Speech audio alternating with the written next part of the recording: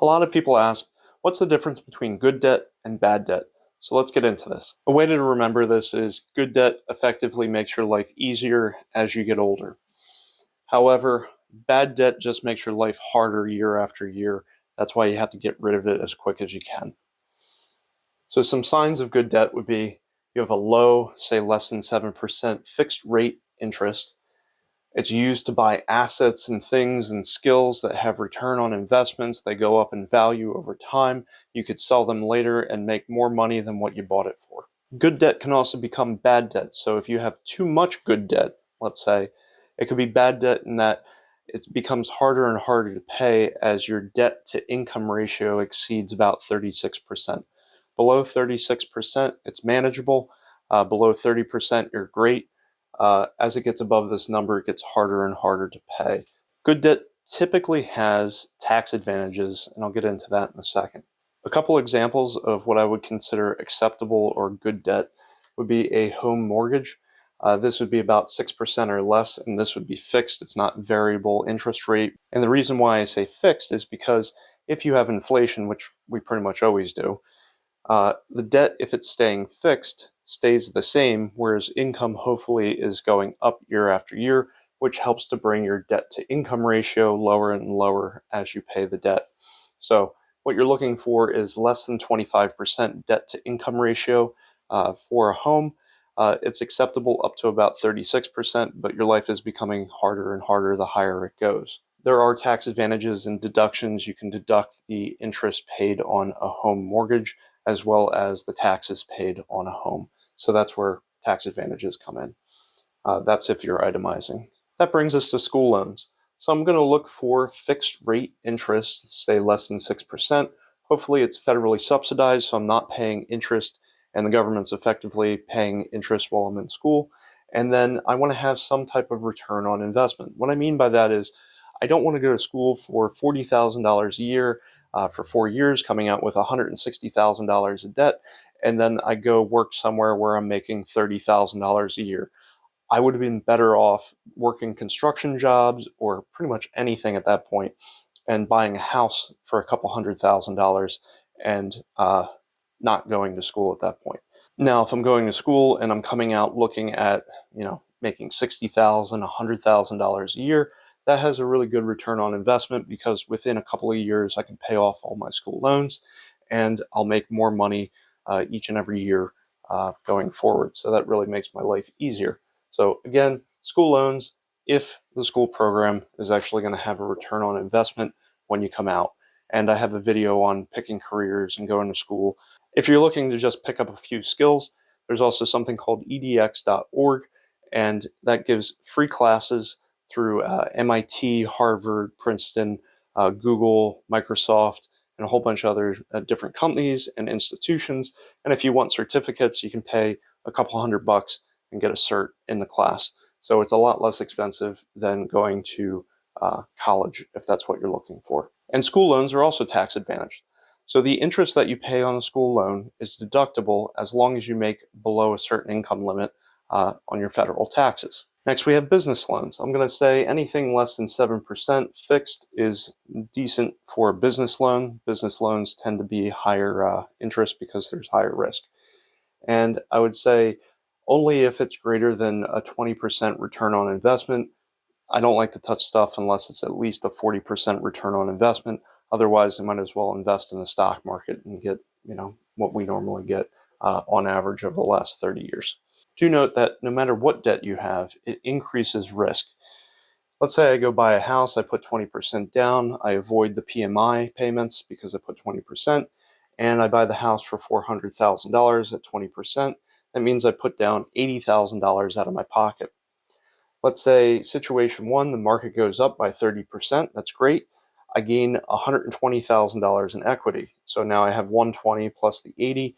Now I have $200,000 equity. That's great. It appreciated. Now, if you look at this, that 30% on the 400,000, you didn't really put $400,000 of cash. What you put down is $80,000 of cash. So you got 80,000 and it went up by 120,000. That's a 150% increase for a 30% increase. So you made 150% on the money that was invested basically into the property. Now that's when times are good. Now, leverage has the great advantage of, in good times, multiplying your increases. In bad times, it can completely wipe you out. In the second scenario, the market goes down by 30%. So this means you're taking a $120,000 loss if you had to sell the property. So you take away $120,000 out of the $80,000 and you're left with negative $40,000. So you can't even move out of this house. You would have to pay an extra $40,000 just to be allowed to move, which basically puts you underwater, or you have to go to the bank and request them to forgive the $40,000. They have to get back to you eventually whether or not you can sell as a short sale. This complicates the whole sale process. So it's not a good situation. So in this situation, it just highlights that even good debt carries risk, and then that could cause issues down the road. This is actually not that typical unless you live in an area that's on a decline. All real estate is local, so it is possible. This also happened pretty much nationwide in 2008, 2009 when people couldn't refinance, when they had adjustable rate mortgages, ARMs. People also had ninja loans, no income, no jobs, no assets, that sort of thing. So what would bad debt be? Well, again, it's going to make your life harder in the future. Why? Bad debt typically has high interest rates. We're going to say greater than 10%, but it's very common to be somewhere in the 20 to 30% interest rate. And they could be fixed at that high interest, or they could be variable, and you may see like a teaser rate where you go into it at a low rate, and within a year, maybe 5 years, that interest rate gets jacked up. Bad debt is effectively debt that's used to buy things that go down in value. So it's depreciating over time. The other problem is that you have a high debt to income ratio. So getting over about 40%, life gets very hard to survive, and each month gets harder than the last because the debt keeps going up and your interest payments keep going up. Typically, bad debt is not tax advantaged. There is an exception. I'll talk about that next. So when you buy a car, I would say buy the car that you can buy in cash. And I used to buy cars that were $1,000, a couple $1,000s, whatever I had in cash, that's what I could afford. And then I would fix them up and do the work myself. So car loans, if you have a high credit score, they're typically less than 7%. However, if you have low credit score, I'm seeing like used cars at over 19% interest, which is crazy to me, because you're basically paying for the car twice or so within that loan. In recent tax law changes, if you buy a car that's finally assembled in the United States, it may be able to have a tax deduction for the interest paid on the American-made car. So that's one exception to the rule of they're usually not tax advantaged. The typical American who holds credit card debt is averaging around $8,000 in balance, and that's at around 25% interest. So think about that for a second. $8,000 at 25% is an extra $2,000 a year in interest payments for stuff that they bought last year.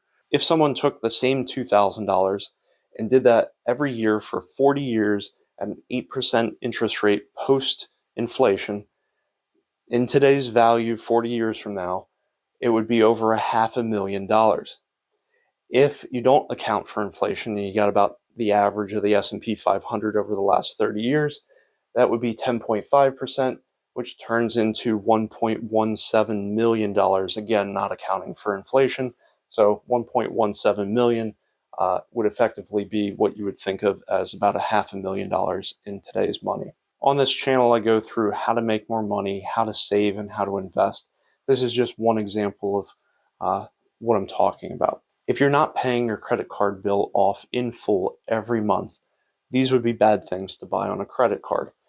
TV, phone, clothes, bags, shoes, vacation, food, bills, any of that stuff. This stuff should be budgeted for. I also have videos on how to budget so that you know where your money is going and how to start saving and investing and having a better future. So you really need to budget. These should not be using credit. If you are using credit for these things, and you're probably well aware, every month is going to get harder for you until you break the cycle. More bad debt would be buy now, pay later. 41% of people that have these have missed a payment in the last year, and if you miss one payment, it charges you a late fee and around 10 to 36% interest. It's usually about 25% interest. So this is actually getting worse than a credit card. Payday loans are so bad, they've been made illegal in over 16 states. They get around usury laws. Usury means basically charging exorbitant interest rates for borrowing money. The reason why they can get around it in most places is because they don't charge interest. They charge $15 per $100 borrowed, mostly. So it's a fee. It's a fee, not interest. So $15 per $100 for 14 days. So you get APR if you want to look at APR wise. You look at your fee plus the interest paid, divide by the loan, the period of days, and then multiply by the days in the year times 100%.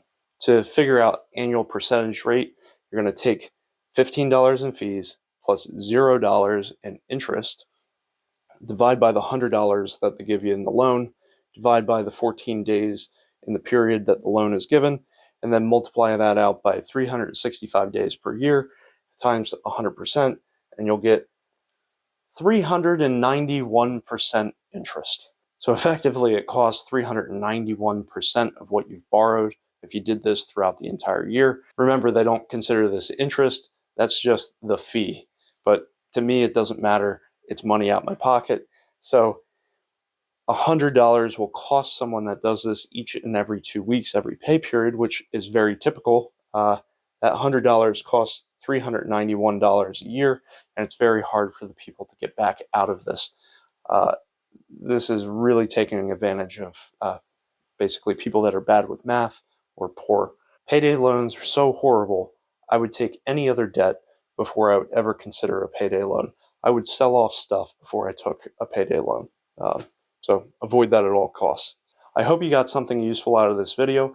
On the channel, I cover a lot of topics such as how to make more money, how to save, how to invest, how to be an entrepreneur. I cover how to mitigate your risks and basically start businesses for less than $1,000 because I don't want to risk financial ruin, because about half of all businesses fail within the first 5 years. So if any of that interests you, please subscribe. Thank you for watching and have a great day.